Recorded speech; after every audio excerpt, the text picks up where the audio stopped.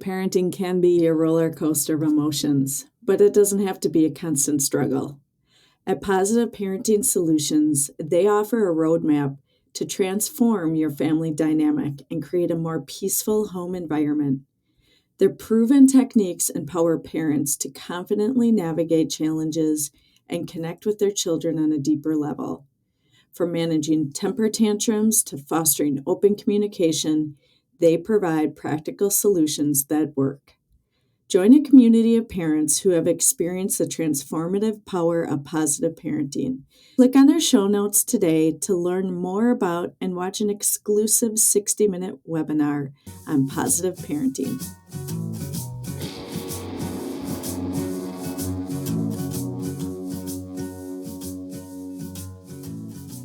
Welcome to the Wisconsin Wellness Podcast. I'm Lauri, your host, mental health therapist, and practice owner. Each month, we'll showcase a central theme and provide weekly practical hacks, inspiring interviews, and valuable advice from wellness professionals. Our aim is to help you streamline your wellness and mental health journey. So let's start the show.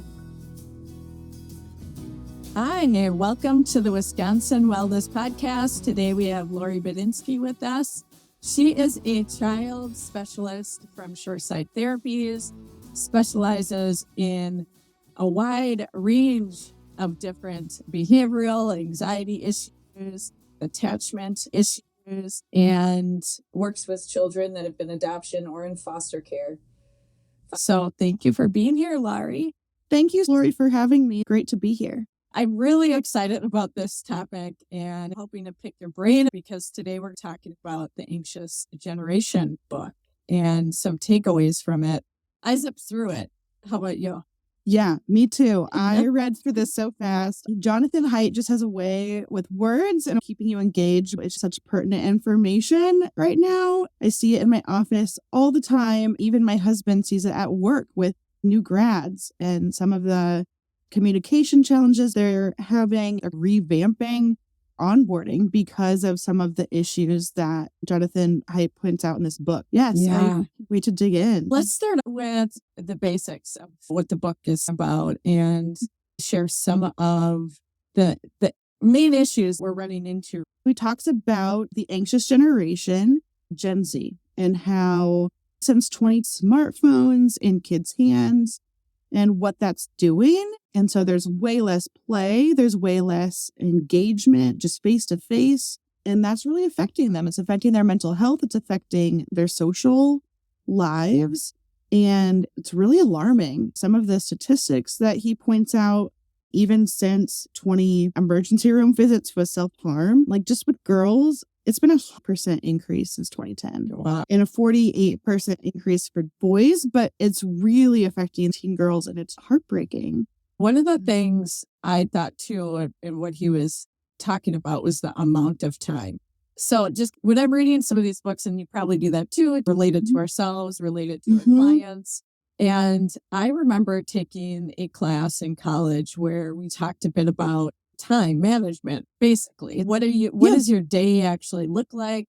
What are you putting all your time and energy to? It was pretty alarming how much TV I was watching. I still think about that on how much I wasted. I would say it would be sad. Some of it fun, but the amount of time where it was a bit alarming. And then it made me really think about what is the real point of that?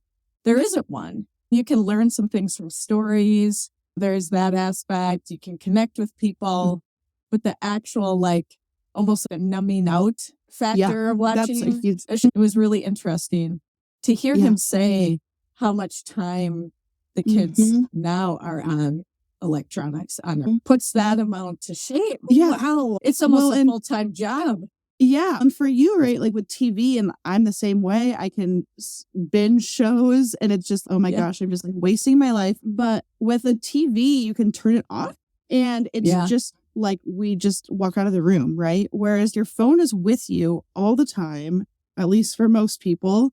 And something that he talks about in the book that just blew my mind was all the push notifications of all the apps. So he was talking about, if you remember, like almost every minute, a kid could be notified with something on their phone.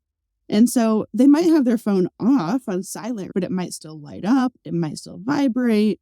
And even if it's not, right, and those moments that you do look, then you're just inundated with all of these notifications that just pulls you right in.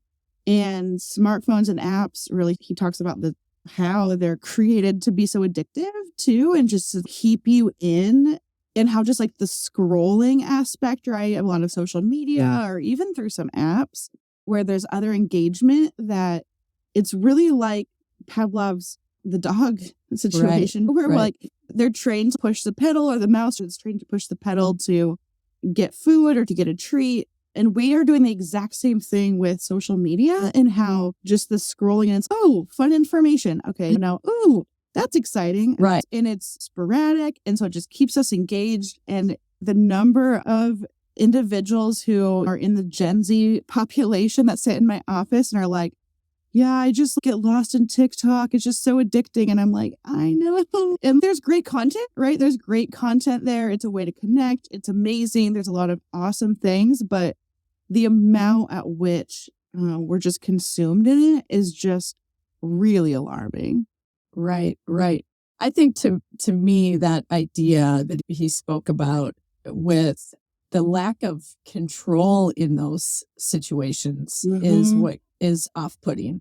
So really just you're putting yourself in a position of, I'm not dictating what's coming in to my brain and what's not, right? Besides maybe going up and looking at the next thing, they're saying this is what you should be looking at next. This is what I think you would like, and this is what I think you need to hear. And that part is really unsettling, because to feel like you don't really have a ton of ownership over your time, which is one of our most precious resources. Algorithms just create whatever they think will keep you hooked. Yeah. And it works. It works. It does. I mean, I can't have TikTok even on my phone. I don't either. I can't do it because I know what will happen. 2 hours go by. I just don't. Yeah. What are some of your thoughts about when he's talking about that replacing play and interaction? That's another huge point of childhood, right? A right of childhood. Yeah. We make so many connections and have so many building blocks in childhood, from jump roping together and having games where it's collaboration, or it needs even a seesaw, right? You need two people to do that. Or he talks about the playgrounds and how they've even become so much safer, which is great, right? But kids also need risk, and they need to have places where it's safe enough, like they're not going to get seriously hurt, but it's good to fall a little bit and to have a little scrape, or to learn your limits and to learn balance and to learn. I would love to talk with an OT, right? About even or physical therapist about just like the balance and what that creates, instead of just sitting, working your thumbs, play a game or scrolling. Play is so huge. And that's something that I really love about that I get to work with kids and just allow them to play. And I love what the kids can create in the sand tray. It's a modality where they get to really just explore and just create. And so many times in their little worlds, they probably don't have those opportunities. And they might. You might be an amazing family and parent and have tons of resources. But unfortunately, that's as a population that's getting less and less. Right. And going on your phone or iPad or Switch is just going to be more alluring to kids. And I see it with my own kids. Like they're, okay, do I want to create my own world outside, or do I want to be in Roblox or in Minecraft, where you do make your own world? But it's making a choice of real life and not. And one is just going to be more rewarding for them in the moment. Yeah. Especially with collaborative play, right? That's something that I had mentioned earlier, like my husband is seeing with communication. And something that just stood out to me was there was one day my husband came home from work and he was like, yeah, this younger guy was just like, man, you must really know that coworker, and how you responded to his question. I've never met this person. I just watched his body language. And the fact that some of these kids or now young adults don't even know how to read body language or how to read a room. Those are all things we learn in play, right? We learn by just interacting face to face with other kids and learning how to work it out. And I think that's another aspect that he talks a lot about is, I don't know that it's called this as much anymore, but like helicopter parenting or being, and how it's really important for kids to learn how to play and even by themselves and how to handle a situation that might not go exactly how they want it to go. And they figure it out without having a parent right there micromanaging or saying, I hope this is okay, Johnny, that this is how it is. Mm-hmm. Instead, they can learn some independence, right? So I think that's another piece is I'm seeing such a lack of confidence in the real world with these young adults because everything's just, like you said before, I agree, everything's just given to them, like through a little algorithm. Everything's just, this is the content you need. And they're not learning how to face the real world where things aren't always just given to you, right? Or we have to decipher situations or things are hard. And those are all things that they learn in play, right? Those are all things that you learn when you're a kid and you're playing. He does a really good job at talking about that. So anyone who hasn't read this book, like I highly recommend reading if you're listening to this podcast and are interested, because he just talks just how to do that. Let your kid explore more and how healthy that is. Yeah, it's interesting because I try to lean very much into that like free range parenting and having my kids do things that are probably some other people would be like, what in the world? Why are you letting your kids go into Jimmy John's by themselves? But which is really hard. I'll be honest. It's really hard to move that potential judgment away from some of that. But I know that they need to learn how to ask, how to ask for something when they're in line and how to pay and how to do that. Yeah. And I can't be with them all the time to say, oh, say this, or do you want me to say it? And, a lot of times they come back with something on that sub that they didn't want. There's those little things, you're learning. You have to be assertive, but not rude. Yeah. Some of those things, I'll be honest, it can be really hard because a lot of times other parents will have that idea of, oh, you're not supervising them. And that's not what's happening. Same with just going on walks in our neighborhood, going on bikes. I've gotten a neighbor saying that it scares her that my kids are riding their bikes because people are coming in really fast and yes, I totally agree. But they have to ride their bikes. They have to, and this is our environment. And they're learning all of the safety rules. And I can't stop your anxiety. I got to just worry about mine and how the kids are learning and functioning. But it is very difficult. So I just want to put that out there for any parents listening. Like when you start to try to allow your kids that next stage of more independence and more freedom, you might get those responses. And it's not easy. Yeah.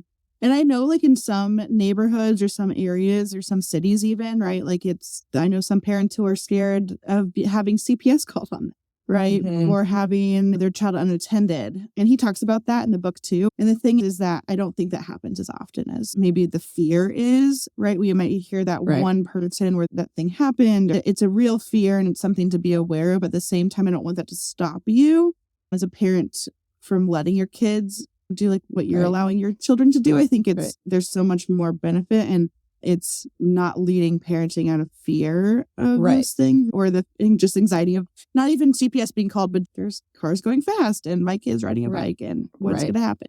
Yeah, that was something he talked about too, like the age of, what do you call it? Age of liberation, I think he called it, where it's like the age of, like the first time you could walk to a friend's house or your bike. Right. It was like between 7 or 5 and 7 or 5 and 8. And now the average age is between 9 and 12 or something. Right. And that was crazy too. And that was from like the 50s till now, I believe. And that was me. I was born in 80. But I do think about that quite a lot about what I was allowed to do and how I think that shaped me in a really positive way is just that idea of, I do believe I can figure out anything. It might take me a long time. It might take a lot of conversations, but that like internal belief that you will figure it out. You're in a situation, there's a lot of problems that might come up, but it's going to be fine. You're going to be fine.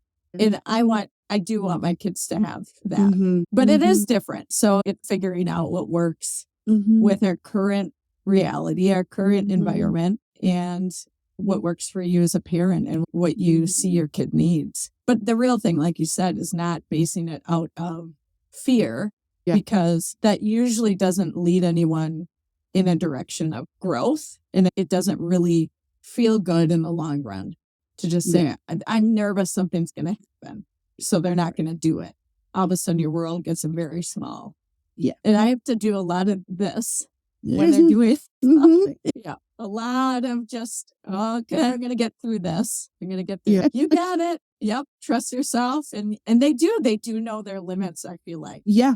And that's right. He talks about the biology, or just how we're made, that we just naturally, especially as children, we go right past our limit of pushing what we can handle, like whether it's physically or emotionally or mentally. Like our bodies know not to go too much. If I'm just crawling, I'm not going to jump on a bike and ready to ride a bike. But once we're good, we can run, and we're like, no, I'm ready to ride a bike. And then they're riding bikes and they're like, I'm ready to jump off the diving board, or whatever those things are, run faster, go down the hill faster, ride a skateboard, like whatever those things are. But it's hard as a parent, right? Or as an adult to be like, no, what happens, right? We want to protect them. And it's not that you don't love them, right? It's actually, you are loving them by allowing them to explore and to, figure out them for themselves, right? Explore their own little world and learn how their body works in the world, and not being like right there all the time. Obviously, yes, for a baby, like you're going to be right there. And for the most part, like being responsible, common sense. Like aware at their life stage of where they're at. Like my 12-year-old's not driving the car yet, but he can ride his bike. It is really so important what you were saying of allowing them to navigate what their body is saying, and really showing how you grow in anything. If you're going to just push hopefully a little bit more than you did the day before or the moment before. And that's how everything builds. But for some reason, we're missing that. Just because I think at least I did grow up in that other part as well, where you were seeing all this stuff on the news, and it was really like blasted at you. And I remember my dad being fearful of driving to Milwaukee because he sees everything on the news. And so when I moved to Milwaukee, he was really, I think, probably scared a lot. But to me, in the environment, it was wonderful and fine. And so there is a lot of that as well that comes up. We see all this stuff. We're getting information. There's a lot of fear-based information out there. And it makes it seem as though the things are happening more frequent. And I recall that too, is he talked about it in his book too. But I remember I went to the seminar quite a while ago about just like a parenting seminar. And she had talked about parenting like it's the 80s as like the goal. And it explained a lot of the reasons. And it has to do with that anxiety that happens because we are trying to protect so much. It teaches them not to trust themselves. And I'm only okay if my parents are there to let me know it's okay, or to give me direction. So I want to hear a bit about what to do. So I'm going to use you as a sounding board, because I mentioned my son's 12. We gave him his phone when he was going into middle school. Okay, so he's going to have some more independence. Okay, what does that look like? Wish I would have read this before, but it wasn't out. I know, this is a great resource. I wanted to do a little shout out to Jonathan Haidt for his research and just his team and for writing this book. I have just been, excited that I know several schools in the area are encouraging their parents to read it. And I've heard many schools throughout the nation, they're banning phones during the school day in high school. And I'm like really excited just because from a counselor standpoint in the schools, it's so distracting. And that's one of the things that he talks about is phone-free schools and just how distracting they are and how distracting it is from learning.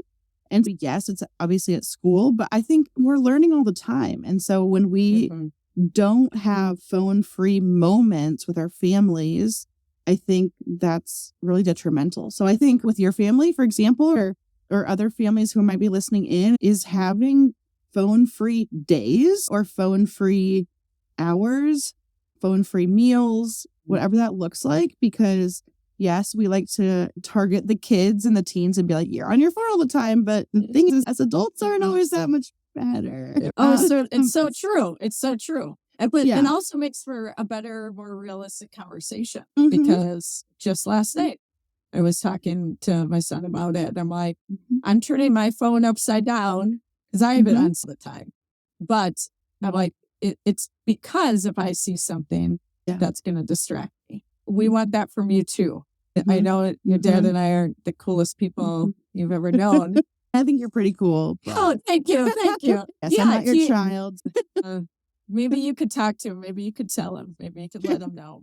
But it is hard. It's hard because I might have a work situation or there could be so many different things. But the reality is that if it's that big of an emergency, you shouldn't be calling me anyways. You should be going to the emergency room. And there's a limit to my capability. Yeah. And I'll challenge you, right? Jonathan, he talks about that even having it upside down is still a distraction. That's true. That is it's still there, right? It's still right in arm's length. And so even if it's upside down, we think that's better. And it is, right? We're not seeing the screen, but it's still there. It's reminding us. And really what that message sends, I think subconsciously, is like that something on the phone could be more important than you. Yeah. I'm intentional as a therapist to not have my phone beside me, right? Like my phone is on my desk behind me when I'm with a client or in my purse, because I want them to know that like right now, like you're the most important person. And I think like those are the things, right? Where when you're at an event or a school event or at the playground, right? If all the kids are on their phones, what's more important than being with them present in the moment, right? Who you're with. But I think that's one piece, going back to what we've been talking about. That's a huge thing, is that what's on our phone, is that really more important than what we're doing right now? Right. So that's one thing, right? It's challenging to have kind of those phone free. And then he talks about just there's research of no smartphones before high school. But I also know that's not always realistic, right? That might be the gold standard. But and a lot of people don't know. And I don't know. I think there's also an element of learning how to manage that. And I think something that I work with my clients on is setting timers for your phone, right? Our phones are great. And one of the things that they have is you can set timers for different apps. And so if it's hard to get off, you can just push a button to say you want to stay on longer. But I think being honest with yourself of being like, no, when this is done, like I'm tapped out I've reached my limit for social media today. It's also important for parents and for adults to help our teens to learn how to consume information and how to limit it and help have self-control. So Jonathan Haidt says no smartphone before high school, but I think if your kid has a phone and you're before high school, I'm not going to say go take your phone, phone away and get them a flip phone, right? Like, we've thought about it. We've thought about throwing it in the lake. But I think it's also having limits on it and what that looks like and learning that. I think you're right. We do have conversations about that. I'm not going to be here throughout your life saying, hey, enough on it. So how are you going to manage it? Part of that having a phone would be for you to learn how to manage it. And then if you can't, just like anything else, we step in to help you. But it's not also that great for us to be the ones that you're dependent on for that boundary. So it is a bit of figuring and navigating some of that out. That's what I find myself doing is just like grabbing it. Like when I'm bored, instead of just sitting with my thoughts and like learning. That sounds adult. And I grew up on a farm in Kansas. And so I was born in 1990, but I feel like in some ways we were a little behind and because we're in the country. I got to ride my bike down to my aunt and uncle's house that was down the road, and I had tons of freedom, and I didn't even have TV growing up. We just played, and I loved my childhood so much. And so I look back and all the things that I learned because of how I was raised, and I just breaks my heart with some of these situations now. And parents are like, what do I even do with this? But it's not all bad. I don't want people to be like, it's just all horrible and our world is just, but I think it's learning limitations. I think that's a big piece of it, and monitoring that. I think one of the challenges that I see is that because everybody else is on that social media platform, that it becomes really challenging to say you can't be on that. And then you're left out of your social group. It's learning how to handle it and what to do with it, as opposed to just no, right? That's not necessarily the best situation either. And I think the last thing I was just going to say was just really encouraging, whether it's younger kids, 5 and up to older, to teenagers, is just that unsupervised play in childhood independence, of letting them. I'm not saying like leaving your 8-year-old home all day by themselves. That's not that level of independence. But basically like learning how to, I don't know, cook an egg on the stove and what to do with that as a 7-year-old or whatever that is. Whereas maybe you'd be like, no, they could get burnt. Yeah, they could, but they could also learn how to be an awesome chef. I don't know. And to things like that, to being able to, like you said, like going to Jimmy John's by themselves, or to walk to the library if that's appropriate, or even walking to school, right? Like walking to school, or find some neighborhood kids for them to walk to school together, if that's an option, like just distance wise to school. Yeah. Those types of things, going to the park, that's okay, and what that looks like. I thought it was interesting too when he talked a bit about the fear of the park, and we think that someone's going to snatch them. And that's a big fear.